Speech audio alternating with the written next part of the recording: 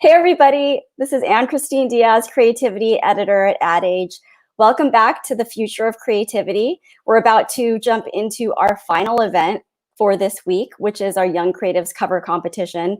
We've had a fabulous day so far. We are looking again toward the future of creativity with a bunch of young leaders from agencies like Droga5, BBDO, and GSD&M. And we also had a fabulous conversation led by Twitter's Goddess Rivera. But next up, I want to pull in our creative director, Eric Spooner, and we're going to present the winners of this year's. Hey, Eric. Eric's in Brooklyn. I'm in LA. Now we're together. But we're here today to talk about our annual Young Creatives Cover Competition. So just to give you a bit of a background, this is something that we've been doing for more than 10 years. And typically, this is a celebration that we have where, Eric, tell us about it.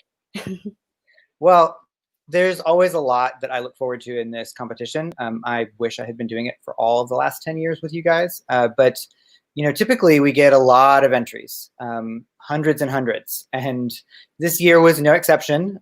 It was a little bit lower than I think we've typically done, but it was great to see all of these entries come in. And of course, you know, we always issue a brief that we work together on, and then we come together as a larger group and we print all the covers out and we look at them and we talk about them and we fight over them a little bit and have a great time sort of figuring out what we want to move forward with. And this year was great. We had lots of really beautiful original illustration come in, and you know, Anne, I think you'll probably agree, it was a tough call for us at the end with all of these great pieces to choose from. Yeah, totally. We put out a brief to creatives this year. We try to put a different one out every year. Generally, it's something around the idea of creativity, celebrating creativity. But in recent years, we've tried to focus the brief a little bit more. And this year in particular, we started the contest kind of when we were all in the middle of the pandemic and everybody just had to figure things out anew. So our brief to creatives was illustrate how creativity has fueled the industry through the pandemic. And as Eric said, we got a bunch of beautiful images.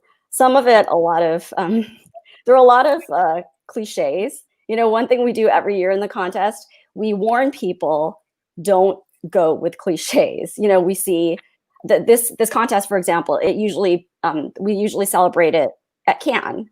And we have a big lawn party at Cannes.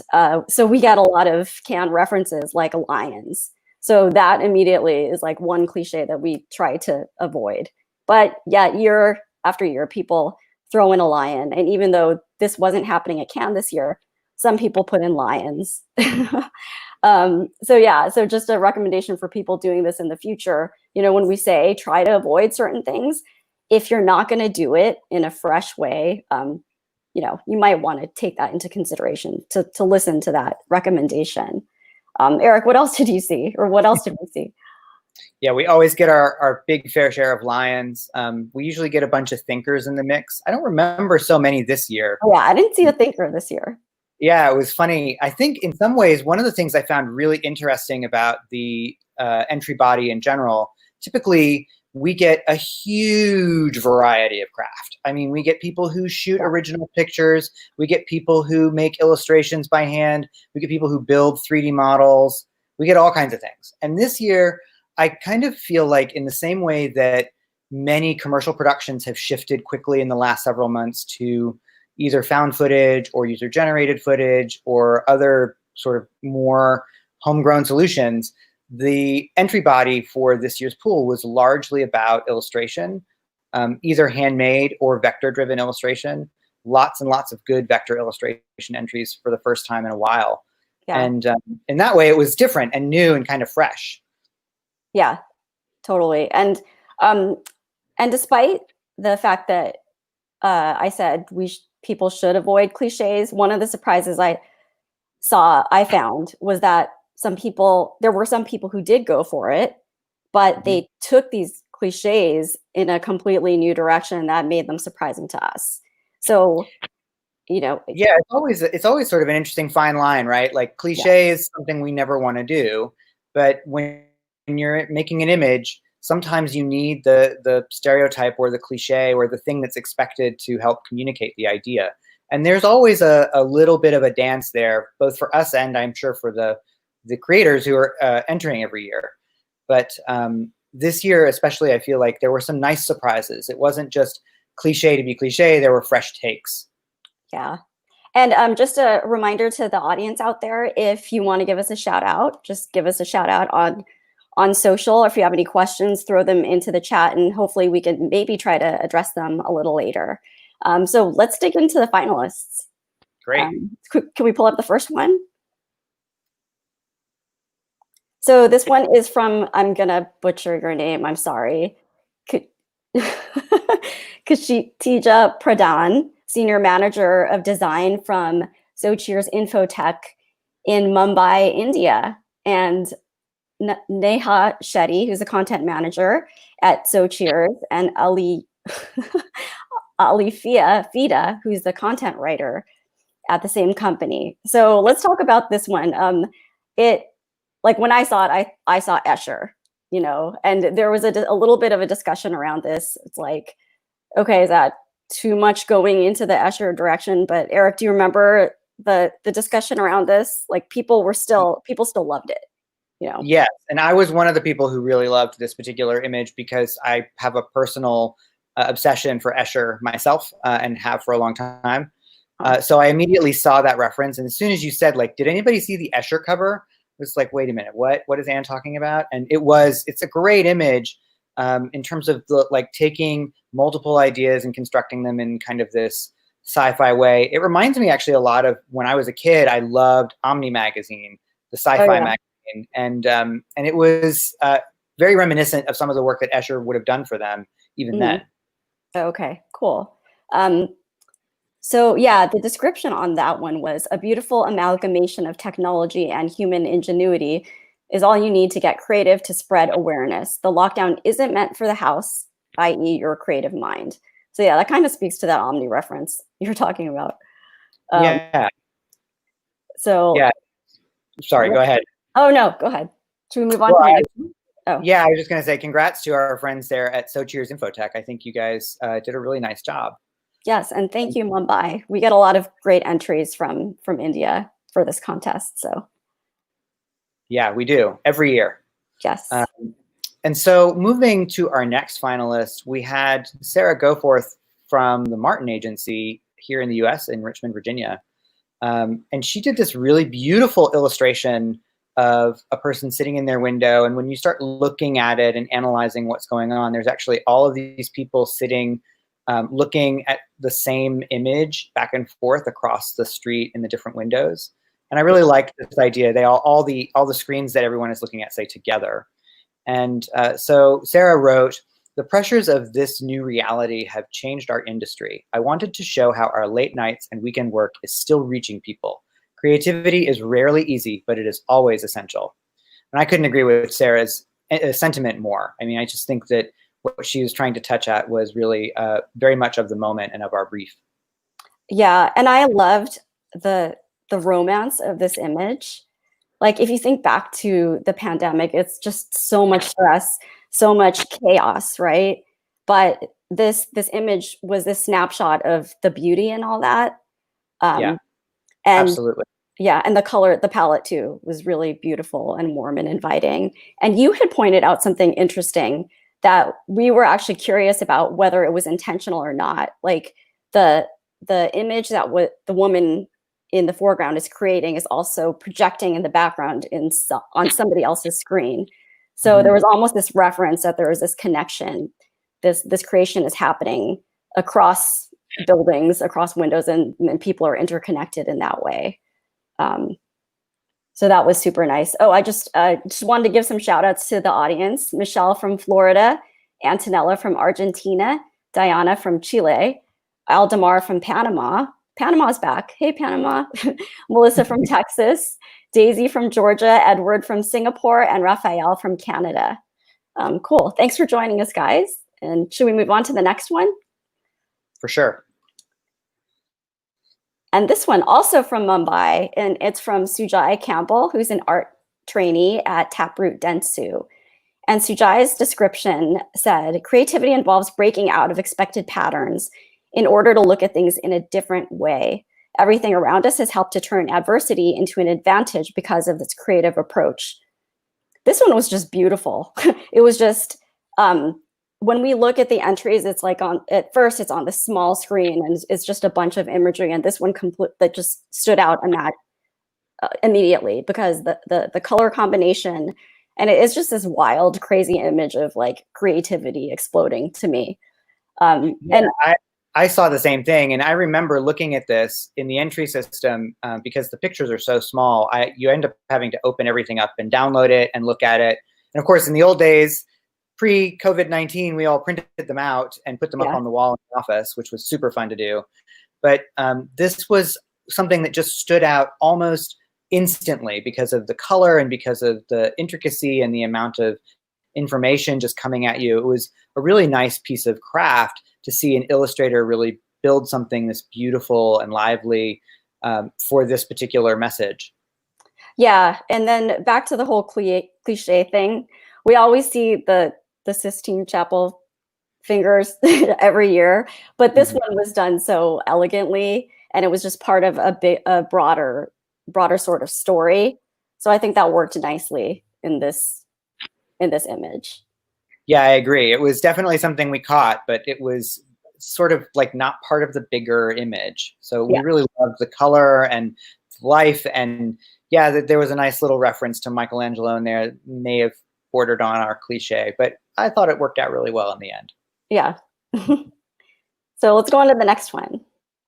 Sure. So the following image, this was really, this was one we had a lot of discussion about because I think we were all trying to kind of get a sense of this. This is Krista Sukanek, I hope I said that correctly, who is a graphic design student in Buffalo, New York. And she wrote that this cover design portrays the difficulty of not seeing others face to face, but staying creative, humorous, and optimistic nonetheless. And I have to say, when I got the chance to really get in and see this image, I was really taken with how much work she had put into really thinking about the story. We all talked about the story as judges, looking at, you know, was she demonstrating like a Zoom call, or was she using this as a storyboard herself to tell a different story, to tell a series of stories? And it was just really fun to kind of look at it in any number of different ways. And we all came away with a slightly different take on it. But the hope of being able to see through and see to the outside and, you know, looking past it to a day when maybe we could all go back out again, I thought it was a really nice solution. Yeah, and I think it was one of the only few this year that actually used photography. Yeah. So that made it really stand out. Like you, as you mentioned, there's a lot of illustration this year. So it's not like anyone could predict what people are going to use, but in this instant, that photography made it unique among a lot of the entries. It sure did. It stood out for that reason. And then once you got into the picture to kind of get a feel of what was going on and see the story that she had built for us, it had a really nice sort of take on the moment. Yeah. Cool. Congrats, Krista. So let's go on to the next one, which is completely different. And this is from Thomas Obrey, senior copywriter at EP & Co. in Greenville, South Carolina. And his description is, creativity in the era of COVID-19 has proven itself a daily fight. So to all of the agencies who love to talk about how scrappy they are, now's the time to prove it. Excited? Yeah, us too. So there was a lot of discussion on this one. I think our team was pretty divided. I liked it for the bravado of it. It was the only like sort of like movie poster, fight poster, like very, very densely illustrated sort of piece. But to me, I liked the bravery of it, or it has balls. So that Yeah, no, I think that that's precisely the kind of sentiment that it communicated almost immediately, and it was very different from almost any other entry in that sense. Like, it was extremely confrontational. I know that we all discussed it like back and forth. There were people that didn't love everything about it, but I really kind of thought that whether it was intentional or not, because I couldn't see when it was entered, but at some point in time, protests have become a big part of our daily life now. It's an important part of the conversation that's happening everywhere all the time. And so here we have this image that's very much wrapped up in the culture of poster making and of protest messaging. And it's also kind of a public service message, kind of looking back at that whole the Workers' Progress Administration, WPA work from the 40s. I thought it was really a nice touch to bring in, and it was something totally different, again, from a number of the other entries. Yeah, this one completely stood out among all of them. So let's move on to the next one. Yeah. So in the next one, we have Devin. I'm sorry, Devin. I'm going to try to say your name correctly. Devin Carpesian, senior copywriter, and Alex Kaufman, an associate designer, both from Madwell in New York. And they write to us that COVID-19 has upended our daily lives in every way, mentally, physically, and emotionally. It can be overwhelming, but each day we make the balance look easy, even and especially when it isn't. So this one was definitely one that I think all of us caught. And again, picking up on that trend of vector illustration or flat, very glossy illustration finishes. I think one of the things we loved about this was just, first of all, it connected directly to the brief that we had issued, which was very important. And then second, it very elegantly and eloquently described, I think, what every single one of us feels every day when we are working from home. At this point, we've been here, 90, 100 plus days, and everyone's feeling the heat of all of the things we have to balance in our daily life. And it just was such a beautiful vision of that. And yet you can feel the cacophony and the kind of like, oh my God, what am I going to do? And here it's still perfectly executed and perfectly balanced anyway. Yeah. I think somebody brought up, is that a negative message about women having to do so much? But I don't think it's a negative message at all. Like, I think it's kind of a universal, whether it's a woman or man doing that. But even if it were a woman, it's like, that's great. To me, it was a celebration, like that anyone in this position can handle all this with grace. So right, grace and poise, and making it all come together in the end. We've got our work, we've got our kids, we've got the house to clean, we've got no one's taking our trash from our desks anymore. Yeah. Nobody's washing our dishes in the communal kitchen. It's all just like, it's on us. And we've got the kids here, and we've got the stuff we've got to do for ourselves, and then we're trying to find like 5 minutes to maybe do a little bit of a yoga class. So it's just, I totally get the sentiment, and I thought it was a really nice universal message. Yes. So thank you guys for that. Let's move on to our next one. This one, oh, that's the wrong image. Let's see. The next one is not that image. It's from Seaman Medeiros, who's creative art director at Wonderman Thompson from United Arab Emirates. I'm wondering if we could figure out a way to pull that up. Yeah, Seaman had a really nice rendering that he produced, beautiful bright color. And I remember looking at it, and I think you, Anne, were the first person to point it out to me. I somehow had not seen this in the sea of entries, but it was just super bright. And again, just kind of like our Yoga Woman balancing act, I felt like there was this really intensive and poignant sense of all of the things we're trying to balance as individuals right now as we work from home, and we try to keep ourselves safe, and we go on about our daily lives in this very modified way. Yeah, so basically, as we're trying to pull it up, hopefully we can. So it's another, I believe, vector illustration of a very compact, but like a busy sort of image. Compact, but very detailed, not busy. That sounds negative, but very detailed image of, a home and a workspace as like a ball, and it's exploding. So the idea was to communicate the Big Bang is happening within our own homes. within our own rooms at our desks. And so Saban's description was, due to the coronavirus pandemic, all of us as an industry are living the big bang of communication, where our homes are the embryos for the birth of a new and strong industry. And the image communicated exactly that. And for me, that was one of maybe my top three. Yeah, it definitely was in the running as we were discussing what we were going to do for the final cover. I think one of the things I loved about it was that it was a 3D rendering or 3D-like rendering. And so it had a really high level of finish. Mm-hmm. And that meant that you got another sort of, not like a photograph and not like a vector illustration and not like a hand painting. There's Salmon. But you got a high level of finish that was really very unique and stood out. And then, of course, once you get in there, as you were saying before, there's all this fun stuff happening. It really captures the notion of a big bang that's happening in our homes every day right now. Yeah, it's a perfect explosion, I would say. So let's move on to the next one.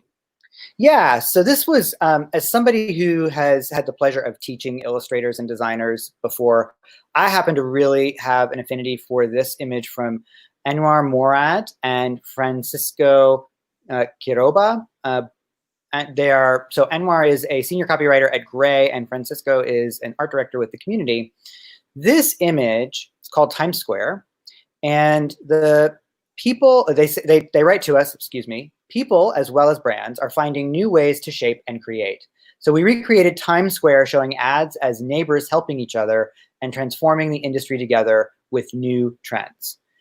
Just from an illustration perspective, it was really nice to see something that was done in this style, this very painterly fashion, beautiful capturing of Times Square. Reminded me some of the kind of early modern art that you might see at the MoMA, you know, that Fire Engine #5 kind of image. Like, it's a little bit deconstructed and a little bit abstract, but it's very clear what's happening and it's beautifully executed.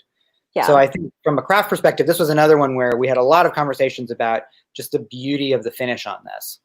Yeah, I love this one so much. It's fantastic. I think want a poster on my wall so I could just keep staring at it. It's just such an inviting image, and it draws you in, and it illustrates the positive side of the pandemic. A lot of just all of us coming together. But I like how they took that idea of coming together and brought it into the space that is so known, so iconic for advertising.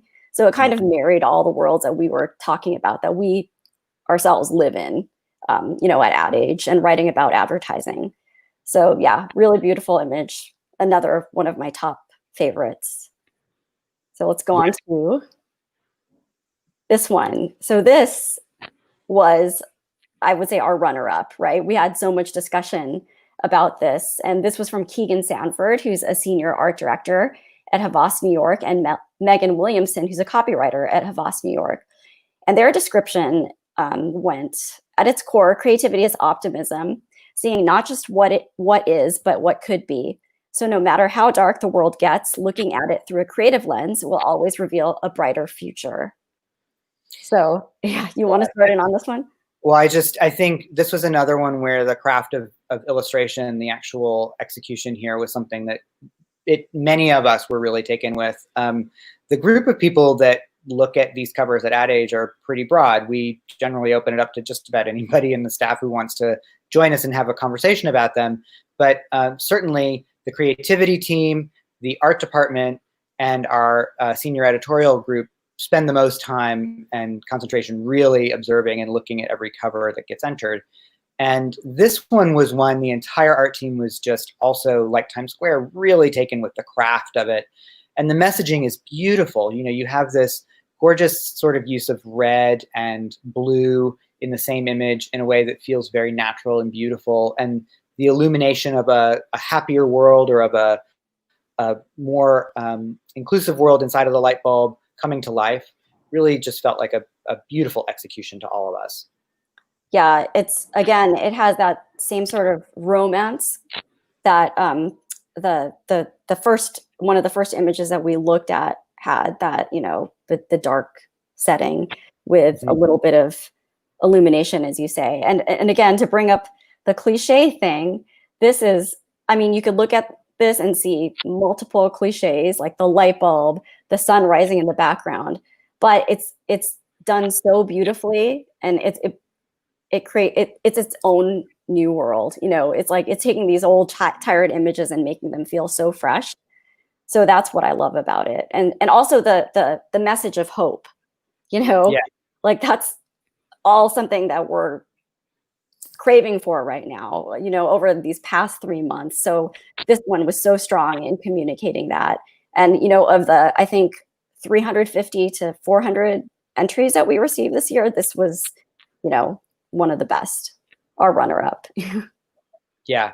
Yeah. And I think from my perspective, I really loved that it was hopeful, but it also felt very immediate. And that has import, I think, in the moment. Maybe it didn't when we were crafting the brief, but it certainly does now, you know, really thinking about just how everything is changing so quickly around everybody. And, you know, this is a really nice way of illuminating the immediacy of the future. It's just something that's coming, and we should embrace the beauty of it. I think it was a really great image.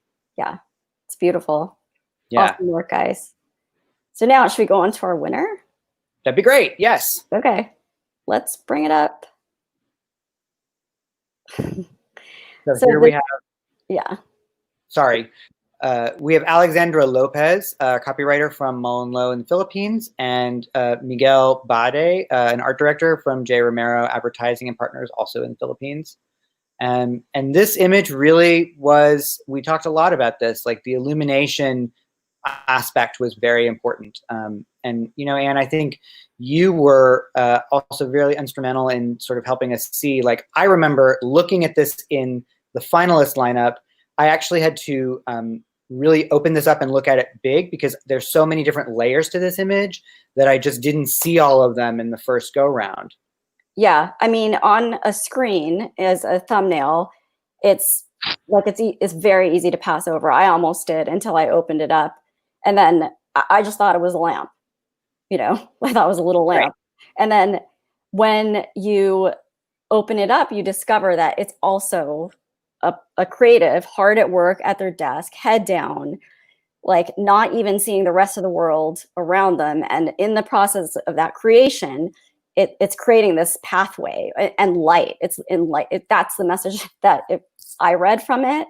So I was just completely struck by it, because it spoke to, you know, what everybody's been doing during the pandemic. And I think when at the time when we were able, like when we started judging, it was like we were coming out of the pandemic, and then all the racial strife hit, you know, so it's like from one pandemic to another pandemic. So the fact that this image could speak to both all of that, you know, any sort of hurdle that we as the industry and as a society have to tackle, it spoke directly to that.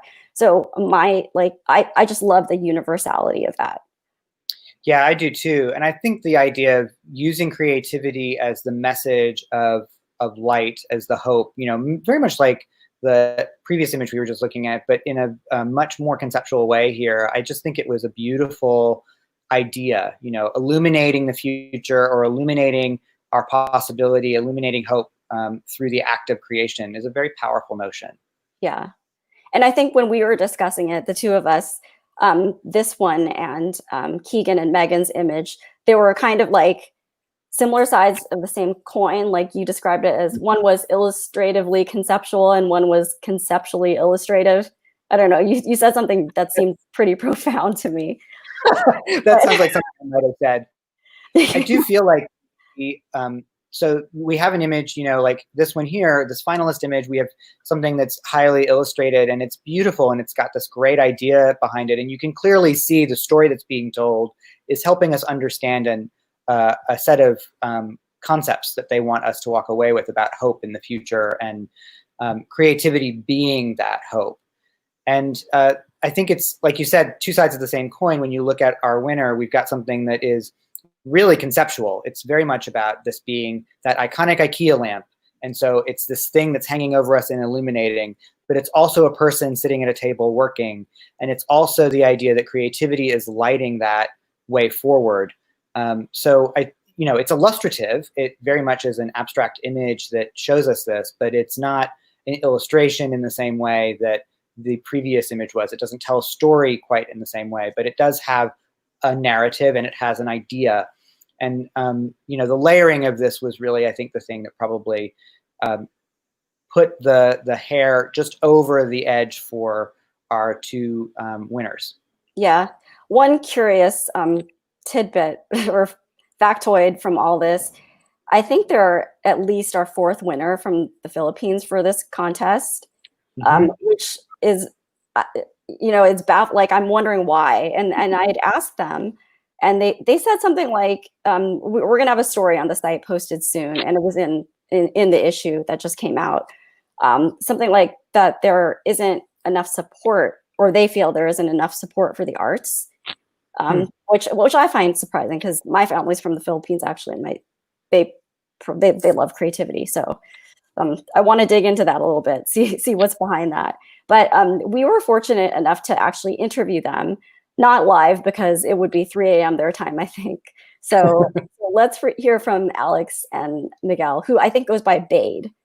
Like, I thought Hey, Alex and Miguel, thank you so much for joining us. I know the time situation is weird because we're in all different places. But we're so proud of you guys, and congratulations on being our big winners this year. Can you start off by telling us a little bit about yourselves and how you got into advertising? So I grew up in the industry because my parents are in advertising. So it kind of drew me to that world, to that creative space. When I grew up, I just wanted a space where I could express my creativity. And that's what drew me more to this industry. So when I was in college, I have a few friends who are already working in advertising. So I tried freelancing for a bit while in college, and as soon as I graduated, I tried to find the closest advertising in my home. So that's it. Our contest this year, it was a different sort of situation, because this is something that we usually do at Cannes, and everybody, of course, had to shift their processes, shift their thinking, shift their ways of doing things. But our brief to you guys was illustrate how creativity has fueled the industry through the pandemic. So how did you get from that brief to the winning idea? But before we show the winning idea, I want you to take us through from the very beginning. We wanted to go with that light bulb idea because we were coming from a space of being restricted. We felt that way when we were ideating. So we got that insight, and then when it translated on the image, we didn't feel like it was powerful enough. Like, the message wasn't powerful enough. We feel like not anyone can relate to this, So we thought another motivation for us to work during this pandemic is actually just doing good work. Right now, that's all we want to do, is do good work and to inspire others. So that's why we came up with this other light idea, that if you notice, the light in our entry touches a lot of space compared to the first draft, which was just really enclosed in this bulb.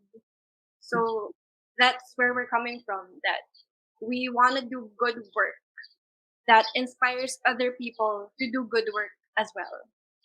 Cool. So Bade, if you look at the two images side by side, they're drastically different creatively, completely different approaches. As an art director, can you talk about that process, the journey from going from the first image to the second one? So from our first draft, somehow it didn't feel like it has a message to say.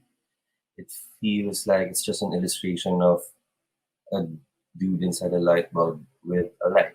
It really didn't have that impact and made you think for a while after seeing it. It doesn't have that effect on you. So we tried to craft it in such a way that there's a bigger role for the visual and for that message to come out. And that's like what Alex said. As you can see, the light touches a lot of the space in the frame. So we're trying to convey that message that we as creatives have that goal to shed light on certain things and to shed light to ourselves and to others also.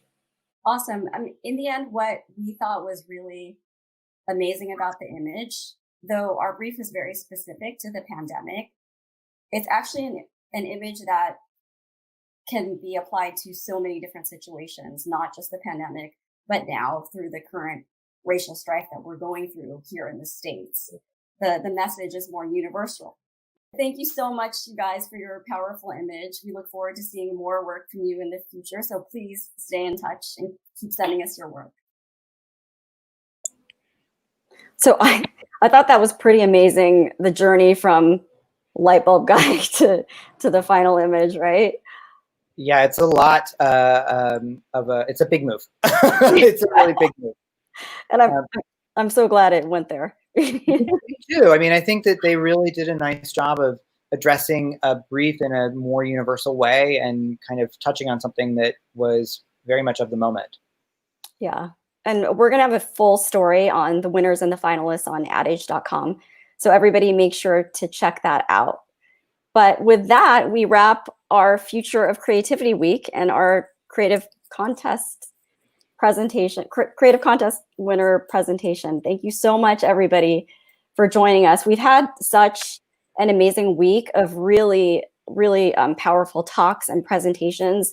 So if you missed any of it, I encourage all of you to go back and check out adage.com because there's so much great content about the future of creativity that I think people should watch as we try to tackle, moving forward out of the crisis, the coronavirus crisis, and dealing with, the racial inequities in the industry right now. So please check it out and keep coming back to adage.com for all the best news about creativity and the industry. So thanks, everybody. Thanks, guys. Good to see you, Anne. Good to see you. Oh, good to see you. Bye. Bye.